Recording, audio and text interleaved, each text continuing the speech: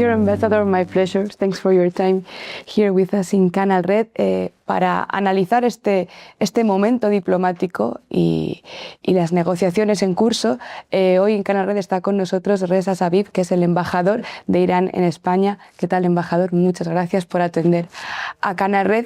Y quisiera comenzar haciéndole una pregunta, bueno, pues bastante obvia, pero fundamental. Me gustaría saber cuál es su perspectiva, su balance de situación a 53, 54 días de conflicto.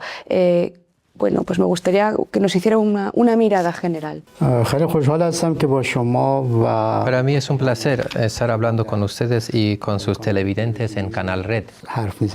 Permítanme empezar diciendo que de lo que se trata es de una guerra de agresión y que el enemigo agresor aprovechó todas sus capacidades en esa agresión, pero que no ha conseguido ningún resultado. Además, llevó a cabo todas las amenazas posibles, atravesando todas las líneas rojas posibles, pero tampoco consiguió nada. Ustedes vieron de que amenazaron de forma muy brutal con acabar con toda una arcaica civilización, la civilización iraní, pero tampoco han conseguido nada. Entonces, permítanme resumir el último estado de la situación en 3 partes. La resistencia militar iraní continuó hasta el último momento cuando entró en vigor el alto el fuego, y las amenazas y las presiones del enemigo no consiguieron nada. El pueblo iraní consiguió demostrar una cohesión social sin precedentes en el último medio siglo. Y el enemigo agresor, que había contado con una falta de cohesión social, aquí también sufrió una derrota. Ustedes ya saben que el pueblo iraní todas las noches, sin excepción, sale a las calles durante varias horas, se queda ahí en defensa de su estado y de su país. Además, los servicios han estado funcionando. Todos los servicios han estado disponibles durante esos 50 y tantos días y no ha habido ninguna escasez de nada en el país. No se formó ninguna ola de éxodo o de emigración hacia el exterior, no hubo ninguna escasez en los supermercados, ni tampoco en el campo energético. Y la tercera parte en ese caso sería la derrota que sufrió el enemigo en su intento de contar con factores externos. No pudo conseguir el apoyo de la OTAN y tampoco de los mercenarios que, según el enemigo, desde el exterior entrarían en Irán. Entonces aquí fue la tercera parte de su derrota. En resumen, la resistencia va continuando con fuerza, aunque hay que tener en cuenta que la opción de la diplomacia también es una opción a la que Irán siempre ha estado comprometida. Pues antes de pasar a preguntarle por la diplomacia, embajador, quisiera, porque creo que es inevitable también mencionar esta cuestión, uno de los elementos, se lo veo a usted en la solapa de la chaqueta, que quizás ha sido pues, más dramáticos y que ha marcado más simbólicamente el inicio de esta guerra de agresión, como lo ha definido usted, que es el ataque a esa escuela de Minab, que si no me equivoco, se cobró 160 víctimas, niños y niñas, pero que creo que no es la única infraestructura civil que se ha atacado. Quería preguntarle, bueno, pues por el impacto de ese ataque en Minab, pero no solo, también por cómo se han atacado otras infraestructuras civiles en Irán. Pienso en universidades, por ejemplo, edificios públicos, servicios que, como dice usted, se han seguido brindando, y hasta qué punto eso también ha determinado la respuesta de la resistencia iraní. Esta guerra de agresión fue la demostración de una total barbarie. El primer día atacaron y lanzaron ese ataque contra la escuela primaria de Minab, y además fue un ataque premeditado. Y eso fue el primer día, pero hasta el último día de la guerra, antes de entrar en vigor el alto el fuego, atacaron 900 escuelas en total, parte de ellos destruidas completamente. Han asesinado a 500 alumnos y a 100 maestros. Han sido atacados más de 30 universidades. Lanzaron bombas contra aquellos centros que se dedicaban a la producción de medicamentos para enfermedades raras. Empresas farmacéuticas fueron alcanzadas por sus misiles. Atacaron a más de 300 centros de salud, entre ellos 10 grandes hospitales. De hecho, ese enemigo agresor no dejó ningún rastro de un comportamiento cívico por su parte. Y según lo que comentó el criminal de Trump, cuando dijo que estaba a punto de atacar todas las infraestructuras energéticas del país, si eso hubiese ocurrido, habría significado que nada habría podido funcionar en el país, ningún hospital, ninguna cirugía habría podido realizarse, ningún servicio de bienestar habría podido ofrecerse a la gente. Es decir, en resumen, un castigo colectivo contra 90 y tantos millones de habitantes de un país. En total han sido asesinadas más de 3.500 personas inocentes en esa guerra. Además, han destruido más de 100.000 viviendas o unidades comerciales. El bombardeo contra el depósito de combustible de la ciudad de Teherán, con 10 millones de habitantes, equivale a un ataque químico cuyos efectos perdurarán en el tiempo con enfermedades como el cáncer para los habitantes.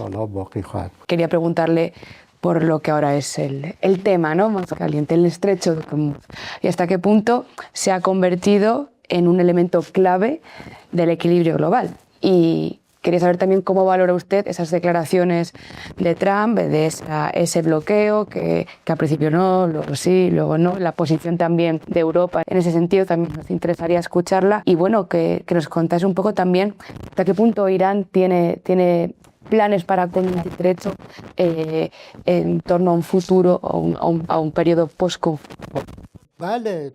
Irán durante siglos ha sido el guardián del estrecho de Hormuz, ofreciendo y garantizando su seguridad. Y lo seguirá siendo en el futuro también. Hasta el día 28 de febrero nadie sabía que Irán garantizaba la seguridad de ese estrecho de Hormuz, pero después de la agresión fue cuando se dieron cuenta. El estrecho de Hormuz yo creo que es el ejemplo claro de que están totalmente perdidos con esa guerra de agresión. El enemigo en un principio dijo que iba a abrir el estrecho de Hormuz. Más adelante dijo que no le incumbe a él, no quiere saber nada del estrecho de Hormuz. Cambió varias veces de posición hasta que finalmente dijo que lo cerraría, lo bloquearía. Irán, como un país civilizado, tiene posturas y posiciones que son constantes, son para siempre, no los cambia cada hora. Irán no ha bloqueado el estrecho de Hormuz. El estrecho de Hormuz estaba abierto hasta que ocurrió la agresión. Ante esta agresión que ha cambiado toda la situación, nosotros no tenemos más remedios que poner más normas o nuevas normas reguladoras. Lógicamente, en una situación de guerra, ningún barco del enemigo puede pasar el estrecho de Hormuz, y no lo ha hecho, Y ante esa situación de seguridad, los demás barcos de otros países lo que tienen que hacer es coordinar el paso y el tránsito con nosotros, con Irán. Todos aquellos países que lo han coordinado con nosotros, sus barcos han podido transitar por el estrecho de Hormuz. Y cuando finalice la agresión, y como esta guerra de agresión ha creado una nueva situación, va a haber, por supuesto, esas normas reguladoras, pero de manera diferente, se van a aplicar. Por supuesto, esto no quiere decir un cierre o un bloqueo del estrecho de Hormuz. No lo es y no lo será. Pero le puedo decir que sí se van a aplicar y respetar unas nuevas normas. Y usted es embajador del fin de la guerra. No sé si usted ve el fin próximo, pero sí me gustaría preguntarle, sé que es una situación cambiante cada día, pero ¿cómo ve usted las negociaciones en este momento, después de que la semana pasada los equipos negociadores se fueran de Pakistán sin acuerdo? ¿Y cuáles son las líneas rojas de Irán? Siempre hemos sido partidarios de la diplomacia y siempre lo somos. Y nuestra presencia en las negociaciones y en las conversaciones de Islamabad en Pakistán es una prueba de esto, aún a pesar de tener una agresión encima. Ahora, nuestros principios, que están basados en el derecho del pueblo iraní, jamás se cambiarán. De hecho, esta postura y esos principios lo hemos demostrado durante esta artificial crisis de 20 y tantos años del tema nuclear. Esa diplomacia y esa visión nuestra hacia la diplomacia tiene tres partes. En primer lugar, jamás renunciamos ni renunciaremos a los derechos de nuestro pueblo. En segundo lugar, en el marco de las disposiciones del Organismo Internacional de la Energía Atómica y del derecho internacional, si existe cualquier duda, estamos siempre dispuestos a resolver y despejar esas dudas. Y en tercer lugar, como nuestro pueblo ha sido víctima de un terrorismo económico y ha sido afectado afectado por esas políticas, tenemos la disposición de, si esos países que nos han puesto esas condiciones, si esos países están dispuestos a dejar de lado las sanciones, nosotros estaríamos dispuestos a evaluar o reevaluar, en ese caso, la ejecución, la implementación de parte de estos derechos nuestros, moderarlos. Y de hecho, esta postura siempre lo hemos tenido. Eso estaba reflejado en el acuerdo nuclear del año 2015. Cuando el señor Trump salió del acuerdo nuclear, mantuvimos nuestro principio. Con el gobierno de Biden también, e incluso en la guerra del junio del año pasado también mantuvimos ese principio. Una cuestión al hilo de esto último es su opinión sobre la situación en Líbano, donde no han cesado los ataques y siguen cobrándose cifras terribles de víctimas cada día. Líbano forma parte de ese enfoque del enemigo agresor en nuestra región, un enfoque que ha desestabilizado nuestra región. Habrán escuchado, y mucho, que dicen que el régimen sionista tiene derecho a defenderse. Lo que yo quiero decir es que todos los pueblos tienen derecho a defenderse. Irán tiene ese derecho, Líbano lo tiene, Yemen lo tiene y todos los demás tienen ese mismo derecho. Líbano lleva varias décadas siendo víctima de la barbarie y de las agresiones del régimen sionista, del régimen ilegítimo sionista, y por supuesto tiene derecho a defenderse. Bueno, yo soy embajador representante de la República Islámica de Irán y cuando hablo de ese tema lo estoy hablando desde el enfoque del derecho natural de esa gente. El pueblo libanés tiene derecho de decidir por su futuro. Y en lo que se refiere al alto el fuego en Líbano, este tema también forma parte de ese enfoque y de ese trato traidor siempre del enemigo agresor, porque Líbano formaba parte del actual alto el fuego. Finalmente, con el paso del tiempo, vimos que parte de ese alto el fuego se llevó a cabo en Beirut y otras partes del país, aunque lamentablemente no respetaron este compromiso en el sur del Líbano. Nosotros entramos en las negociaciones de Islamabad con el enfoque de que el alto el fuego se llevaría a cabo en toda la región. Y hasta donde sé yo, sé que continúan las presiones y existe la esperanza de que el alto el fuego se respete en el Líbano también. Pues embajador, decía usted que efectivamente que es usted un conocedor y un diplomático. Y yo le voy a preguntar, le voy a hacer las dos últimas preguntas. Le voy a hacer la pregunta que le confieso más debate y más comentarios cuando comentábamos sobre esta entrevista ha provocado en el entorno de nuestros tuiteros. Y es la política de comunicación que están llevando a cabo no solo la embajada aquí en España, sino en general las embajadas de Irán en redes sociales. Memes, chistes, giros, esos vídeos de Lego con inteligencia artificial. Bueno, creemos que es una estrategia comunicativa muy interesante y que también está ayudando a construir una percepción sobre Irán en la arena internacional. Tenía que preguntarle por esto. Las redes sociales, por supuesto, forman parte de esta lucha, ¿no? Pero organizativamente estarían debajo de las competencias de lo que es la portavocía del Ministerio de Exteriores de Irán. Antes de la agresión del enemigo, me refiero a la agresión del junio del año pasado y la agresión de ese año, esta parte no se explotaba mucho. O si quiero decirlo en términos más correctos, no se utilizaba esta parte de forma agresiva. Y cuando ya ocurre la agresión de forma natural, las energías se liberaron, ¿no? En todos los campos, en el campo económico, social, comercial. Y uno de esos campos también fue el campo de las redes sociales, concretamente en X, el antiguo Twitter. Las embajadas iraníes, entre ellas la embajada iraní aquí en Madrid, se activaron en ese campo y sus mensajes fueron atendidos y llamaron mucho la atención, pero la razón es muy importante aquí en medio. La razón y el motivo de que han sido atendidos esos mensajes iraníes es que la opinión pública sabe que se trata de una agresión ilegítima, sin motivos, y saben que tienen que condenarlo.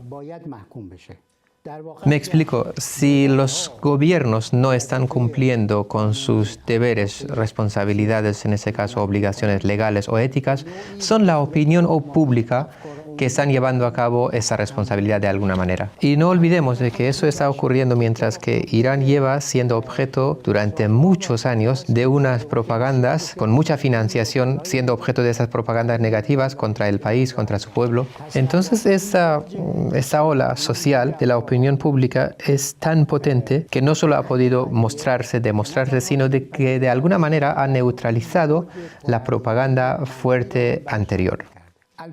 Ahora, el comportamiento no humano, no civilizado del enemigo agresor también ha ayudado a este fenómeno. Cuando el enemigo no conoce ninguna frontera ética, los pasa todos, desde el ataque a la escuela de Minab hasta incluso a insultos directos al Papa, de manera natural el enemigo se vuelve vulnerable. Y lo que yo veo que incluso aliado de ese enemigo agresor, han podido salvarse de sus ataques. Veo, por ejemplo, ataques por parte de ellos contra un país como Italia.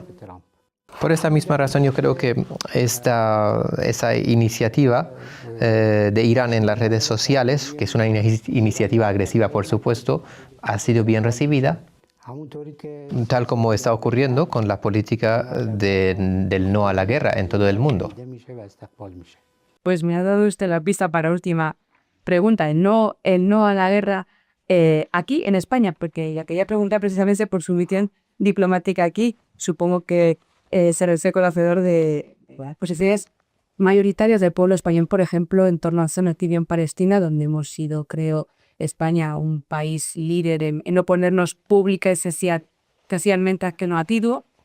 Ahora sabe también que la percepción de España y su decisión en torno a Irán también marca una diferencia. Me gustaría ver cómo se percibe desde Irán la posición española y qué le parece a usted también en ambas direcciones. Voy a responder a esa pregunta desde dos perspectivas. En primer lugar, se trata de una posición soberana del Estado español. Y yo como embajador extranjero aquí en España respeto cualquier decisión y postura soberana del gobierno de España. Pero si quiero mirarlo desde un segundo ángulo a esta decisión, es la relación de esa decisión soberana con lo que es el derecho internacional. Afortunadamente, esta postura coincide totalmente con la Carta de las Naciones Unidas y los principios reconocidos del derecho internacional. Y a su vez constituye o va en camino con lo que es con dos principios de la política exterior, que es la continuidad y la cohesión. Y el respeto a esos dos principios hace que una decisión de no a la guerra pueda de alguna manera alejarse de una política lamentable que es el doble estándar. Y esto todavía le da más valor a esa posición y postura soberana. Y el último punto sobre ese tema es que cuando esa decisión soberana tiene esas características, naturalmente se queda encaminado o coincidiendo con lo que son la defensa del derecho de la víctima. Y aquí la cuestión no es que esa víctima sea Irán, sea Gaza, sea Líbano. Lo que importa aquí es que, como se dice, uno se ha quedado en el lado correcto de la historia. Entonces, esto yo creo que puede ser siempre una política que puede ser defendida. Y si quiero hablar de alguna manera en nombre de la nación iraní o desde la perspectiva de la nación iraní, le tengo que decir que sí, esa decisión soberana del gobierno de España ha sido muy bien recibida por parte de la población y de la nación iraní. Ahora, vuelvo a reiterar que desde el punto de vista profesional, yo creo que es una decisión que ha sido tomada soberanamente, basado en principios, y no ha importado quién sea el interlocutor, sino los principios. Esos días, de hecho, estamos viendo el apoyo valioso del gobierno español al Líbano también. Pues, embajador Reza Sabih, muchísimas gracias por este ratito de conversación con Canal Red y hasta pronto. Muchas gracias.